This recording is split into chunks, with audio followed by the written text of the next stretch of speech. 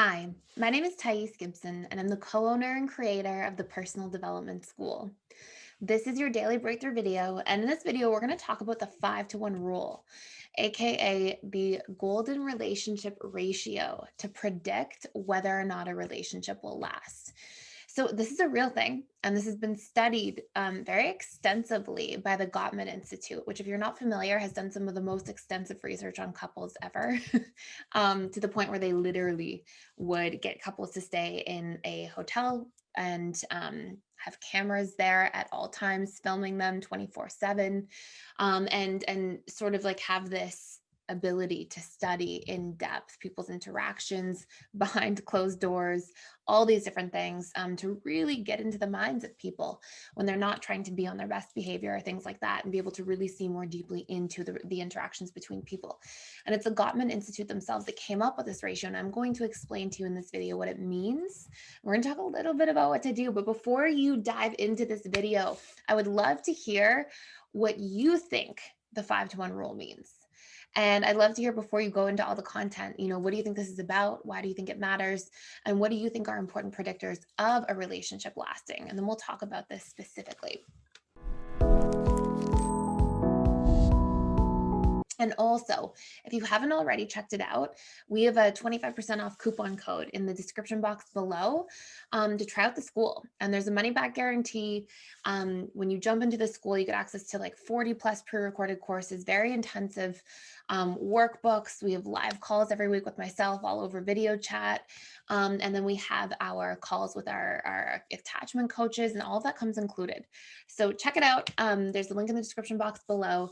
And let's talk about this golden relationship ratio. So this basically, after all of these extensive studies on couples, was, according to John Gottman, the basic predictor for whether relationships would last or if they would end in divorce. And the 5-to-1 rule or ratio essentially represents the amount of positive to negative interactions. Now, 5-to-1 was sort of the tipping point. If there were 5 positive reactions to 1 negative reaction, it essentially demonstrated that would be the point where things sort of equilibrated. So if, let's say, for example, there was a negative interaction at some point in the morning, and negative interactions could qualify as many different things. It could be somebody being critical, somebody being defensive, somebody sort of pulling away or withdrawing, somebody ignoring you or not listening, all these different dynamics. And if there were 5 positives, that's when finally it would sort of equilibrate the 1 negative interaction between a couple.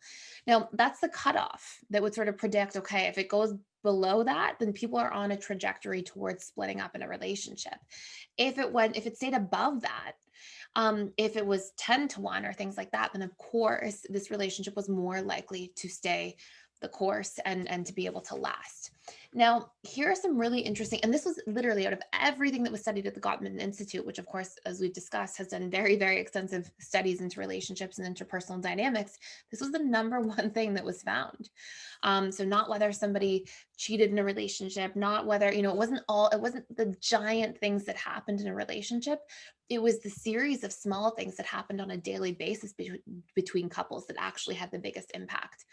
And so what's really important to notice from this is that we have a daily accountability to people. And if you imagine that every single decision we make is because consciously plus subconsciously we perceive more good than bad, which is how we make choices at the tipping point, essentially, then we have to imagine that, like, the level of positive to negative interactions are going to play a role.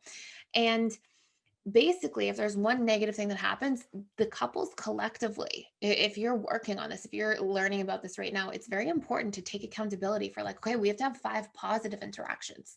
So again, negative interactions can be things like defensiveness, criticism. It can be people pulling away, not listening, ignoring, saying something rude or inappropriate. It can be somebody belittling you in some form. It can be anything like that. And then positive interactions could be words of affirmation, compliments, saying something supportive, physical affection, doing an act of service. It can be all these different things sort of on the other end.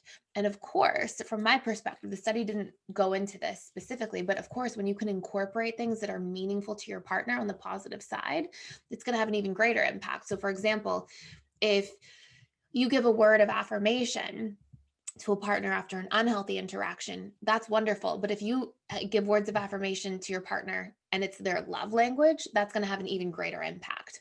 Or if you want to do something nice for your partner and you do something that you would like give them flowers, then you might be like, oh, I feel really good about that. But if you know, for example, that they have a huge personality need around personal growth and you instead get them like a personal growth book, then obviously that's going to be more personable and relatable. And so, these are the rules, the 5-to-1 golden relationship ratio, but I think we can really maximize the quality of what we give in terms of our positive interactions by just being thoughtful and intentional about it ahead of time. So all those different things can be versions of the positive. You've got some ideas of the negative. Now, what's important to notice if you're learning about this right now is to actually be able to audit what are the negative interactions in our relationship. I notice for some people who have a dismissive avoidant partner, they feel ignored or dismissed. Sometimes they'll talk to their partner and their partner doesn't hear them or shuts down, or doesn't listen or respond with presence. Sometimes we'll see with somebody anxious, they can want to connect, but the dismissive partner can feel like their boundaries are being violated if they are connecting at a time when the dismissive avoidant is trying to do something, or if somebody gets mad, like, hey, you didn't answer the message and it's been a couple hours, like, what's going on? All of those things qualify as negative interactions. So you, as a person watching this video, want to take inventory and go, what are the things that make me feel like there's a negative interaction? What am I essentially on the receiving end of? And what are the things that make me feel like I'm on the positive end of interactions, the things that make me feel good? And then also, what do I think I might do that creates the feeling of a negative interaction for my partner?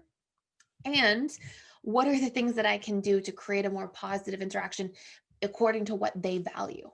And we want to take like a full spectrum audit of this, because if this is like the single greatest predictor, according to extensive research, of what creates a healthy and lasting relationship or not, we want to be in charge of it. We don't want to just take it at face value and be like, oh, 5 positive to 1 negative. No, no, no. We want to get really clear, really intentional, really specific.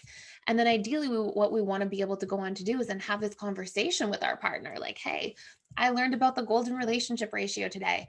Here are the things that I receive as negative. Here are the things I value as positive. What do you receive as negative from me, and what do you value as positive? Here's what I came up with. I'd love to hear your take so we can work on this together in our relationship.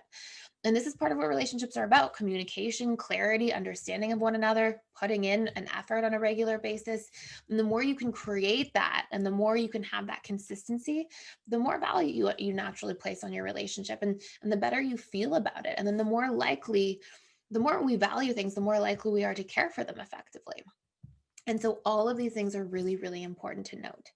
So hopefully this all makes sense. Let me know other questions you have below about this. If you want me to do a little bit more content and video stuff around this. And thank you so much for watching. Please like, share, and subscribe, and I will see you in the next video.